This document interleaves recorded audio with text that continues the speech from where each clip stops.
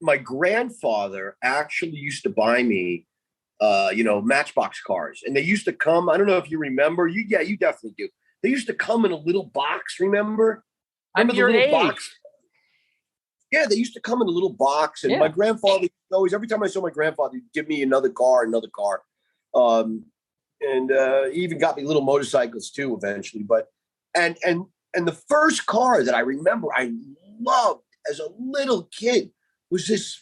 I didn't know what the hell it was. And it was the Ford GT, which of course was big winner back in 64, 65, 66. I think it was 67 too, or I don't remember if it was 67 or they started to dwindle off in 67. I don't remember. But the anyway, GT40s? Yeah, the Beat cars? GT40. Huh?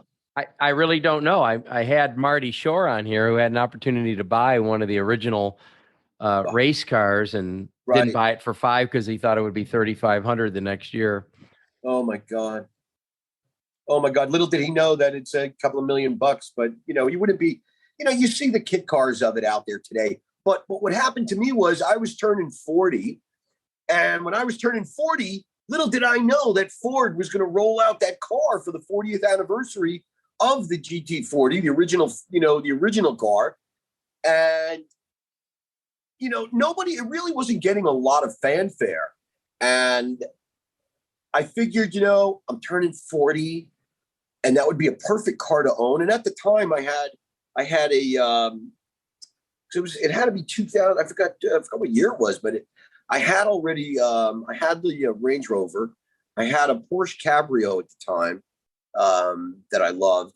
And I figured, why not get a 2-seater that basically I was planning on taking the other seat out, the passenger seat, so that my wife couldn't even go in the car with me and just drive around, by myself and have my own like peaceful, sort of like a mail room just to drive around, Sanctuary.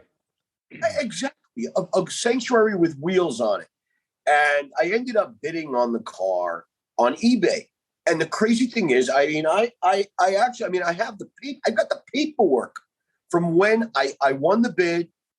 I sent in my $1,000 deposit, and it was gorgeous. It was that tungsten silver.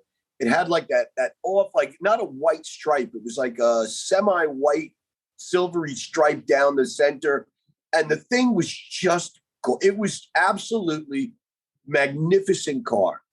And I think I had it at, I think the price was like, I think I got it at like 105 or something like that. I was so happy that I made the mistake of telling my wife about it. It's just, I should have just done it the same way I bought my Porsche, which is have it delivered to the house. And then there's nothing they could say. But I sat there at dinner and I remember it like yesterday. And I was like, honey, I'm getting myself my birthday present. It's right pegged for me. It's 40-year anniversary. It's right on my birthday. It's perfect. And I love silver. I love silver sports cars. I don't care what it is. If it's in silver with a black interior and no goddamn, cup holders, I'm in. And she gave me that look. That look, Jeff. You get that look. They look at you like, but where are you gonna put it? That's right. The garage space in Long Island. There's 2 cars in the garage now. Where you're going to have to store it. And I was like, yeah, okay, so, I'll store it. I'm only going to use it in the summer, maybe, 3 months a year max. You're only going to use it 3 months a year? Why would you buy that? It doesn't make any sense. Can I use it? And I was like, well, it's a stick. And I know you know how to drive a stick, honey, which is one of the only reasons why I married you at the time, because you were actually very pretty and you drove a stick. But, that worked. That helps. It helps close a deal on the first marriage. And I thought about it, for like a couple of days and I didn't get it. And even though I probably you backed out of the deal. I backed out of the deal, and they I know, and I've got the VIN number on it in the files, in the records, the car records. I got the VIN number, everything, the receipt, the whole thing, shipping date, everything. And I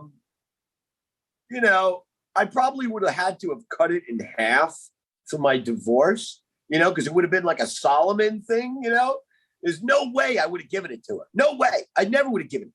I would have been. Listen, I don't know if your audience ever gets this. I mean, I would have been like the way OJ was running in the white Bronco. I would have been on the run in the silver GT going across the country. And it would have taken them. They would have had to have roadblocked me. This has been Jeff Stearns, Connected Through Cars.